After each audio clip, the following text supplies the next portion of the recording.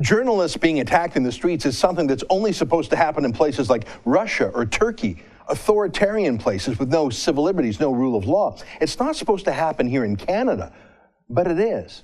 Here's our Alberta Bureau Chief, Sheila Gunn Reid, being attacked by a male feminist at a women's march last month in Edmonton. Go away. Get out of my fucking face. I will break your camera. You do not have the right to.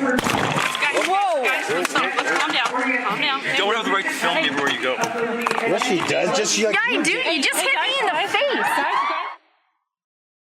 Sheila was attacked not because she was a journalist. She was attacked because she was a journalist with our company, The Rebel, because we're conservative. Equally disgusting, actually more so in a way, was the reaction by all those left-wing women there. Not one of them said to Sheila, "Are you okay?" or "I'll call security," or "Stop that man," or even "Help." Not one. As you see, they immediately comforted the criminal and helped him scurry away. And just this weekend, a mob of black bloc fascists, who ironically call themselves anti-fascist, they tried to storm a speech that I myself was giving to a taxpayers conference at the University of Toronto. More than 30 police were deployed to protect us. I have no idea what would have happened if the police were not there when shouting men storm into a building with masks or handkerchiefs obscuring their faces. It's safe to say they mean violence, and indeed they did flip over tables. I can only think of what they would have done had they got inside the actual room I was giving my speech in. Let me show you one clip that I played a few days ago on the show of what they were shouting in the hallway at one of our reporters, a 21-year-old reporter who just started working for us named Jay Fiza. White supremacy!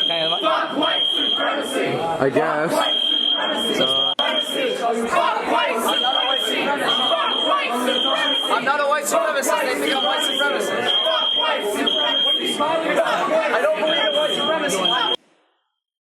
That sound in the background, by the way, they had pulled the fire alarm to shut down the speech. They called Jay a white supremacist. He's black. They called me a Nazi. I'm Jewish. I'll get back to why those names are important in a minute. So Sheila was attacked, just sucker punched by some NDP thug, and a bunch of NDP bystanders helped him get away. Now, we later identified him. He's named Jason Dion Buse, and police have since laid charges against him. Our Jay Fiza was threatened. I was threatened by a mask-wearing mob. And just a couple of months ago, our Lauren Southern was attacked also right on the University of Toronto campus, even though police were just standing a few feet away. Again, left-wing extremists. Smile at me, bitch. What you want?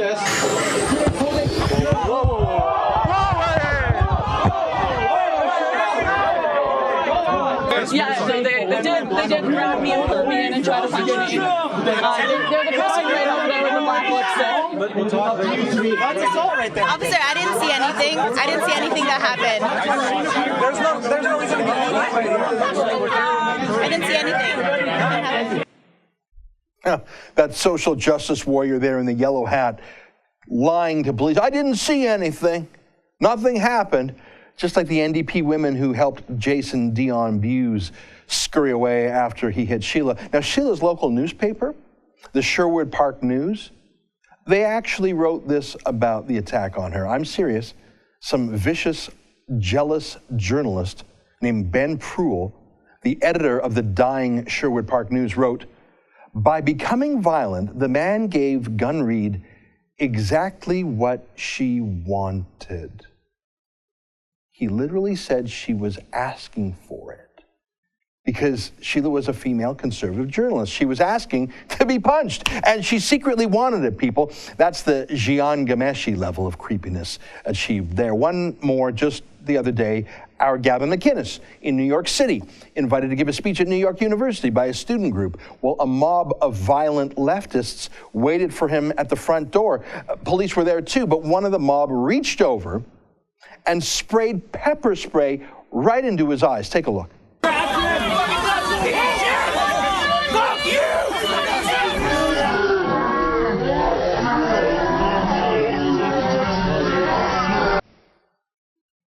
You see that? We put the circle around the pepper spraying. As Gavin said to me, his first fear was that it was acid and that he'd be forever blinded or disfigured. All of these attacks are coming from left-wing extremists. And they use demonizing dehumanizing words for us. They're absurd, calling Jay, who's black, calling him a white supremacist, calling me, I'm Jewish, calling me anti-Semitic, calling Gavin, who actually used to fight against skinheads when he was a teenager, calling him fascist.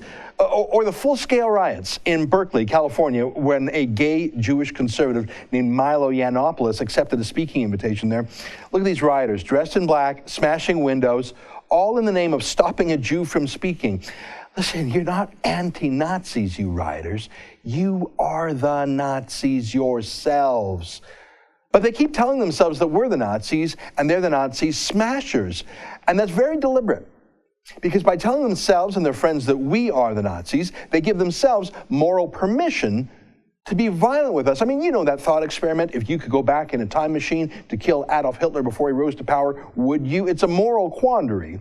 Was Hitler morally guilty and deserving of death before he did anything? I mean, even when he was just a baby, it's a dilemma, but most people answer it by saying the one immoral act of killing baby Hitler would be outweighed by saving the tens of millions of lives of people who were murdered by him or indirectly in the Second World War.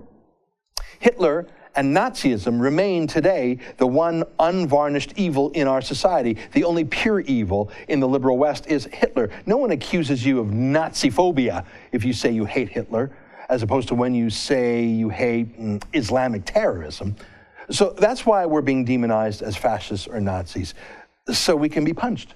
At the Screen Actors Guild Awards last month, all of Hollywood cheered as some B-list actor bellowed out that it was time to smash some Trump supporters. They cheered his call for violence because, of course, the people he hates deserve to be punched since they're surely Nazis. And when we are at a loss amidst the hypocrisy and the casual violence of certain individuals and institutions, we will, as per Chief Jim Hopper, punch some people in the face when they seek to destroy the meek and the disenfranchised and the marginalized. And we will do it all with soul, with heart, and with joy. We thank you for this responsibility. Thank you. Punch some people in the face, and not one of them objected. No one in authority called them off. The American Civil Liberties Union, well, they refused to help Milo Yiannopoulos have his speech. The Canadian Civil Liberties Association has been silent about our reporters being assaulted. The Southern Poverty Law Center in the States, which basically makes a living calling people fascists and haters and fundraising off it, well, they haven't raised a word of concern about this.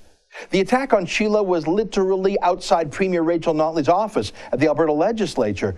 The criminal, Jason Dion Buse, was a supporter of Notley's NDP and their front group, Progress Alberta. Not a peep from Notley to call off the violence, and not a journalist even bothered to ask her. Of course not. Notley was fine with it, just like Hillary Clinton didn't call off the riots in Portland by her supporters after she lost the election in November, just like Barack Obama never called off the riots of his street teams in Black Lives Matter or Occupy Wall Street. In Canada, total silence. 2 of our female reporters were attacked on camera. It's not an allegation, there's the proof there. And yet our feminist prime minister couldn't care less. He hates the rebel. He wants us gone. The CBC state broadcaster that gets $1.5 billion a year from Trudeau, they spent a whole week condemning a peaceful rally we had in Edmonton against the carbon tax because some of the unemployed men chanted, "Lock her up." But the CBC is silent when leftist street thugs actually punch our reporters. Not just silent, actually, the CBC ignored the assault on Sheila as long as they could. And when they finally wrote about it, they refused to even call Sheila a reporter. And they spent half their story trying to humanize the criminal, Jason Dion Buse. Yeah, they gave Sheila the Jian Ghomeshi treatment because she was just a conservative. The CBC is leading the drumbeat against us now. On Sunday, they had a whole segment on The National devoted to attacking the rebel. They were showing this on the CBC. We were the enemy. Do you see this? They played this, calling us racist and hateful. And then they had a panel discussion, 4 people, all agreeing with each other that we were evil. The CBC wants us dead. Well, maybe not literally dead, but they sure don't mind if we get punched, do they? Same thing with Unifor, the massive union that endorsed Justin Trudeau's Liberals in the last election. They actually represent journalists too, including Nora Laurito. Here's what Nora Laurito, a Unifor journalism organizer for the union, had to say a few days ago. She wrote, "I'm getting closer and closer to publicly advocating camera smashing when people see the rebel goons out and about." 66 retweets, 141 likes. Not sure how someone can be so blind to the irony of what they're saying and call themselves a journalist. You'd think, she just said, she was thinking about calling all her union friends to smash us. But she calls us goons? Irony much? And crickets. No denunciation of that by journalism professors, by politicians, by anyone in her own union, nothing. No calls for her resignation.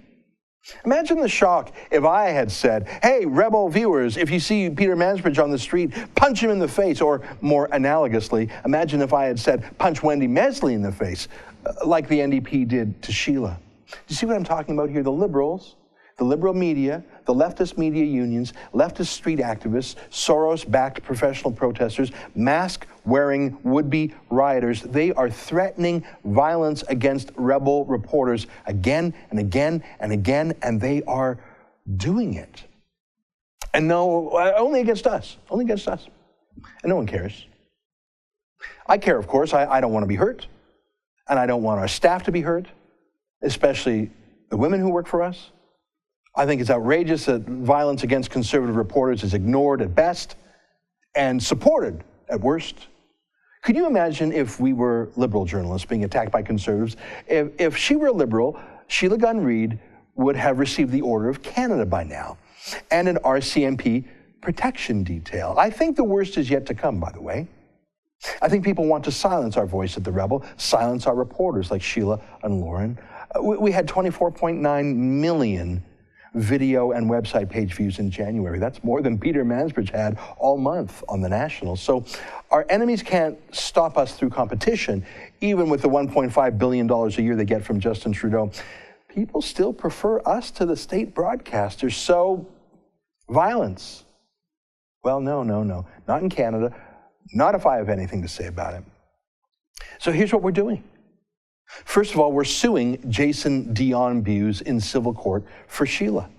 The police have charged him with 2 criminal counts, but I know enough about the criminal courts to know he'll probably get off with a wrist slap, probably no criminal record at all, not a day in jail. So we're going to sue him in civil court to send a message to that little thug himself and to everyone else: you cannot hit our reporters with impunity.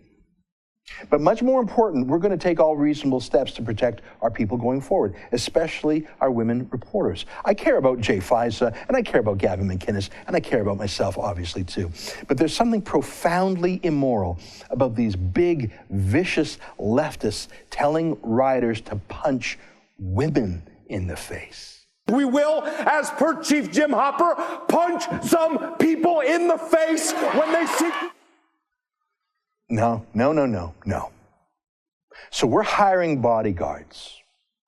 I know, that's insane to say that. I mean, this is Canada, not Russia or Venezuela. No reporter should have to have a bodyguard before going out to cover a story, but that's what life is like under Justin Trudeau and Rachel Notley and Kathleen Wynne. Their street thugs want to hurt us, and I'm just not going to let that happen. We've started setting bodyguards already. Not everywhere our reporters walk all the time, but when Lauren Southern or Sheila Gunn Reid or Faith Goldie or I go to public events where left-wing thugs could appear, we will have bodyguards, professional bodyguards. And I'm sorry to say it, but those can cost up to $65 an hour. And usually you have to pay for a 4-hour minimum. So that's just doubled the cost of our journalism covering public events. But what's the alternative? Let Sheila and Lauren and our team be punched by leftists? Stop covering the news? No. We're going to cover the news because this is still a free country with the rule of law. So we're going to sue Jason Dion-Buse for civil assault. We're going to have bodyguards for Sheila, Lauren, and Faith and others on our team. And we're going to install a serious security system in our office. I won't describe our security plans to you because I don't want to reveal the details to these fascists. But let me put it this way. We will be spending thousands of dollars a month on security now. I would rather use that money to hire more journalists, but we can't. we have to hire bodyguards. Don't you agree that's the right thing to do? Can you please help? We've set up a special crowdfunding page for our safety at www.safetyfund.ca, safetyfund.ca. It's for security. It's for bodyguards. It's for our security here at the office. No other journalist in Canada needs to do that, by the way. You know, I bumped into Peter Mansbridge himself on the street. No bodyguard. It's a great country to be a journalist in. It's really safe, unless you're a conservative. One more time, let me show you why we are doing this. I will break your camera. You do not have the right to. Whoa! Guys, stop. Let's calm down. Calm down.